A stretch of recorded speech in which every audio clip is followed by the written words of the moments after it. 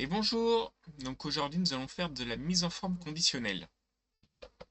Donc pour cela, je vais tout simplement commencer par sélectionner ma colonne, faire mise en forme conditionnelle, règle de mise en surbrillance des cellules, et du coup c'est ce que je vais commencer par vous montrer. On verra le reste après. Et donc on va prendre supérieur à, et là ici, vous voyez, j'ai la petite pop-up qui apparaît. Ça me propose déjà un nombre, enfin un chiffre, par rapport à ce qui avait été proposé, par rapport à ce que j'avais sélectionné comme valeur.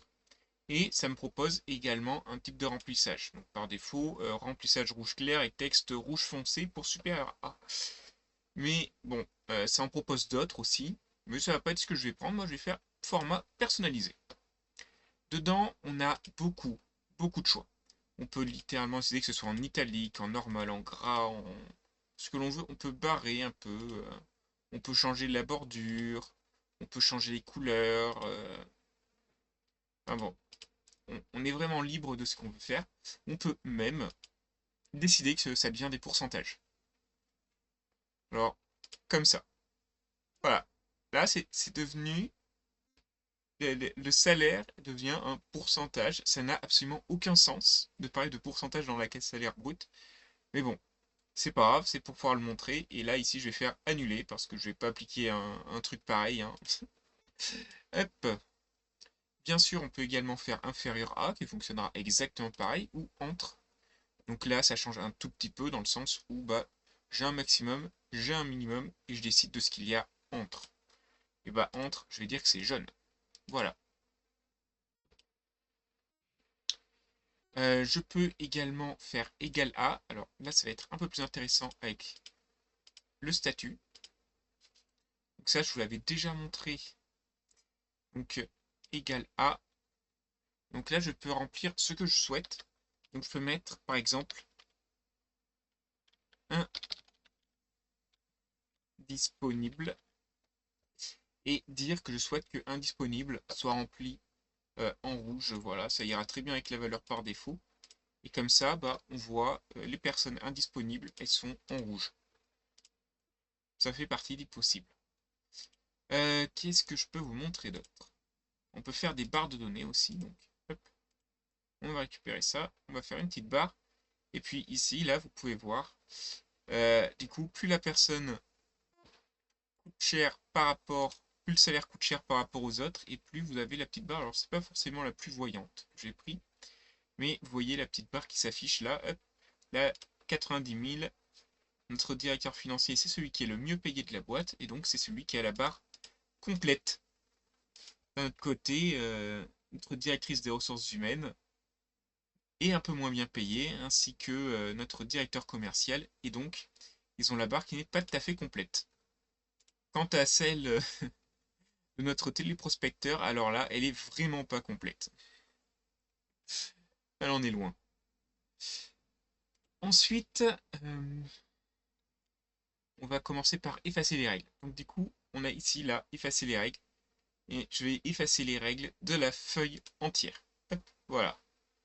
Comme ça, on revient un petit peu à zéro pour la suite. Hop, on va resélectionner ça. Voilà. On va mettre un nuancier de couleur. Donc là, ça c'est magnifique, dans le sens où vous avez directement un dégradé, enfin un ensemble sur les 3, 4 couleurs. Voilà, vous avez des nuanciers entiers qui sont valables. Et donc là, on peut voir qui coûte le plus cher, qui coûtera le moins cher, voilà, avec les différentes couleurs qui le notent. Ici, là, c'est du bien vert pour notre prospecteur et du bien rouge pour notre directeur financier au moment où les ressources humaines font la fiche de paye. Hop. On a également des jeux d'icônes. Donc ça fonctionne de la même façon. Euh, alors oui, là du coup j'ai sélectionné une seule case, donc forcément c'est pas très intéressant. Voilà, je vais sélectionner à nouveau toutes mes cases. Donc jeu d'icônes.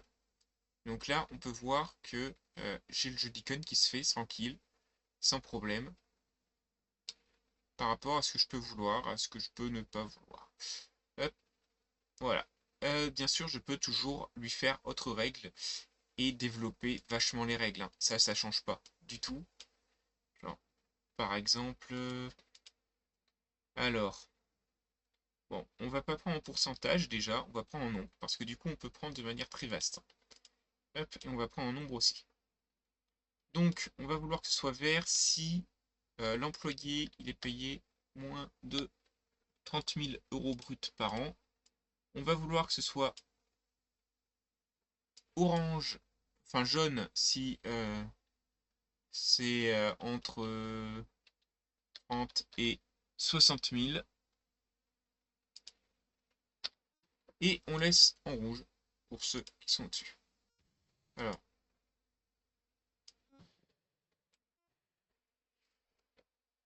ok. Alors, du coup, le 30 000, il me le faut là. Et le 60 000, il me le faut en haut.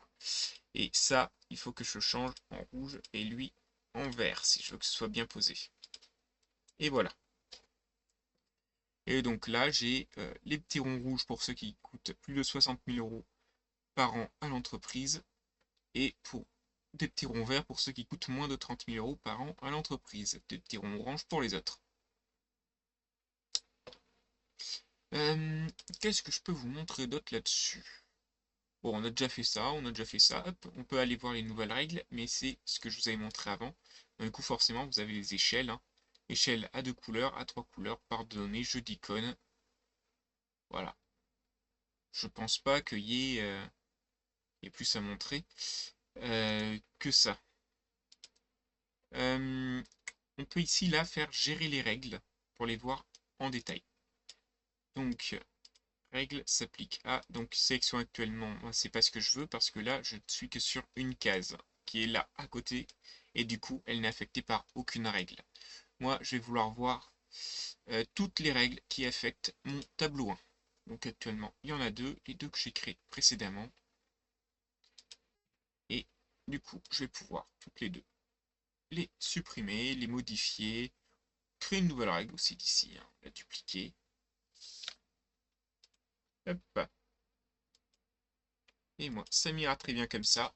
Je pense que j'ai fini de faire le tour d'à peu près tout ce qu'on pouvait voir sur la mise en forme conditionnelle. Je pense pas avoir loupé grand chose. Donc je vous dis à la prochaine.